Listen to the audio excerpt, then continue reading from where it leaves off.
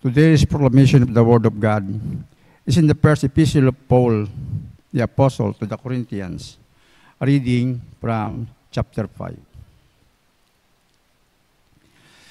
It is actually reported that there is sexual immorality among you, and such sexual immorality is as not even named among the Gentiles that a man has his father's wife. And you are puffed up, and have not rather mourned that he who has done this deed might be taken away from among you. For I indeed, as absent in body, but present in spirit, have already judged him who has so done this deed. In the name of our Lord Jesus Christ, when you are gathered together, along with my spirit, with the power of our Lord Jesus Christ, deliver such a one to Satan for the destruction of the flesh, that his spirit may be saved in the day of the Lord Jesus. Your glorying is not good. Do you not know that little leavens the whole lump? Therefore purge out the old leaven, that you may be a new lump, since you truly are unleavened. For indeed, Christ, our Passover, was sacrificed for us. Therefore, let us keep the feast, not with old leaven, nor with the leaven of malice and wickedness, but with the unleavened bread of sincerity and truth. The word of the Lord. Please stand for our responsorial psalm, taken from Psalm 5. In our response, lead me in your justice, Lord, together. For you are not a God who takes pleasure in wickedness, nor shall evil dwell with you. The boastful shall not stand in your sight. You hate all workers of iniquity. Response. You shall destroy those who speak falsehood. The Lord abhors the bloodthirsty and a deceitful man. Response. But let all those rejoice who put their trust in you. Let them ever shout for joy because you defend them. Let those also who love your name be joyful in you. Response. Glory be to the Father, and to the Son, and to the Holy Spirit.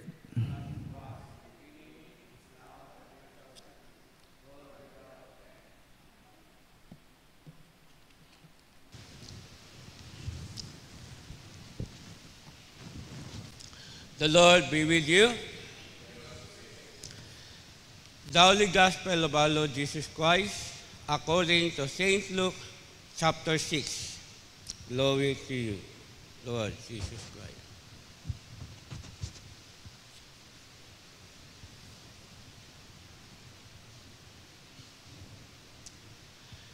Now it happened on another Sabbath also, that he entered the synagogue and taught. And the man was there, whose right hand was withered. So the scribes and Pharisees watched him closely, whether he would heal on the Sabbath, that they might find an accusation against him. But he knew their thoughts, and said to the man who had the withered hand, Arise and stand here. And he arose and stood. Then Jesus said to them, I will ask you one thing. It is lawful on the Sabbath to do good or to do evil, to save life or to destroy. And when he had looked around at them all, he said to the man, Stretch out your hand. And he did so, and his hand was restored, as whole as the other. But they were filled with rage, and discussed with one another what they might to do to Jesus. The Gospel of the Lord. Please be seated. Good morning. Sa aton nga gospel iya sa St. Luke chapter 6 verses to 11. Dayay continuous da sa aton nga ko Sabado ag Domingo ginsilba naton do Sabat, the Lord's Day. Kung sa atong mabase sa atong gospel, so atong mga parsiyo ag maisto at kasuguan ang nagilabantayan si Jesus kung ano ruanda nga himuon kung adlaw it kung ano himuon ni Jesus kung adlaw it inog pahuway. Dahil sa yun, parsiyo ang mga eskriba hay nagahimo si Jesus milagros sa adlaw Sabat. Dahil para sa mga parisiyo at eskriba, ruandang pag-intindi sa rayang Sabat ay wa sandaga obra. Agruin man do akong pag-intindi kato, tagwa pa ako nakakila kay Jesus. Gaobra, pag-obra kahit anong adlaw, hay pagka-Domingo, doon dahil ako niya, inog pahuway. No? Na makilala ko si Jesus sa akong kabuhi, ay dahil tagalirobot sa bagon, kulay nga Sabat. Lutunay galing nga kahugan, Sabat, hayro pag himo mayad. Ag ano ron? Ro ato nga pagsimba.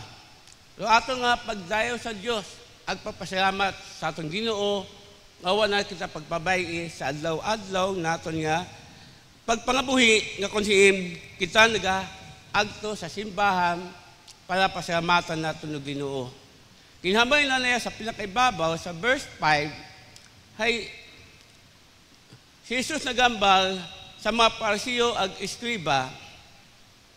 Roong nga tawo. Sino nga tawo? Si Jesus. Hayro Ginoo ko adlaw Sabat. Gubot sa bayon, bay otoridad na makahambal si Jesus kung ano pwede, agbukon pwede. Nga sa adlaw tinugpauway. Dahil Ginoo imaw Ginoo at yung adlaw nga Sabat ag gimpaday mat Diyos Ama para matubos kita sa aton niya kasayanan. Ang makita naton mangigmanghod, kung mabasa naton iya sa gospel, gintawag ni Jesus dahil nga lang yaki nga magpalapit nga may paralyzed, no? Danang alima ag naging kutana. Agaman na kay sa mga parisiyo ma'am, gingkutan na ng mga parisiyo, suno sa kasuguan, ano pwedeng obrahon sa adlaw Sabat. So paghimo bagay, mayad o magaim. O pagbulig baga sa taon nga kinangan o pabayan lang. Ngani, makita naton nga, kung katon pa, hay nagtuyo aton nga Ginoo sa adlaw Sabat, abangan ni Jesus sa Mark 2 verse 27 to 28, hay para sa kamagayran tao agbukon pakalisdon do tawo sa adlaw inog paway. Ngani sa madaling salita, gimpamayan ni Jesus dato nga yaki tag tuyo anang alimat tag na-paralyze. Dahil sa anong rasyon na magpamayad nga na, dahil sa anong karuoy, ag dahil sa anong mabaho, nga pagsigmugma kana. Nga itong lalaki, nagmayad. Dahil man sa anong nga, pagtuo. Ngani, maigmangon, kung daw natin sa itong adlaw-adlaw pagpangabuhi bilang Kristiyano, ano pwede natin obrahon para maparangalan natin do Ginoo? No, sa atong kabuhi. Yabigid sa adlaw ipagsimba. Sa adlaw Sabat. Magsimba ba kita o magmarites, no? O kaya magbulig ba sa mga tao sa kinangan o pabayaan lang naton? Ngani nakadepende katon kung ano atong himuon. Mga mangod, ginalimayin kita atong Ginoo kung ano obrahon para mapatunggan naton do atong Ginoo. Agdaya daywal ako niya gusto ipabot, no? Una, piparahon naton do atong kagalingon sa pagsimba sa Dios na may pagdayaw halin sa atong tagpusoon nga una pagpasalamat yabigid sa adlaw Domingo, because Sunday is the Lord's Day. Agdaya ro adlaw Sabat. Agro pangaywa magkubright mayad sa ato nga isig katawo nga may paghigugma. Kung ano at atong ginahimo hambad Ginoo, hayroy man atong ginahimo kana. No? Amen. Ag kita man nakasayon. Ag maigmangod kung atong ginahimo ag nasunod naton ginapabot katong Ginoo hay ginapakita nga raya ginapadunggan naton do Ginoo o nilulhati naton do Ginoo halin sa aton nga sa gipusoon. Agdaya dapat makita la sa atong kabuhi. Agdaya maigmangod pagpadumdum katon bilang mga Kristiyano ag sumunod po aton nga Ginoo.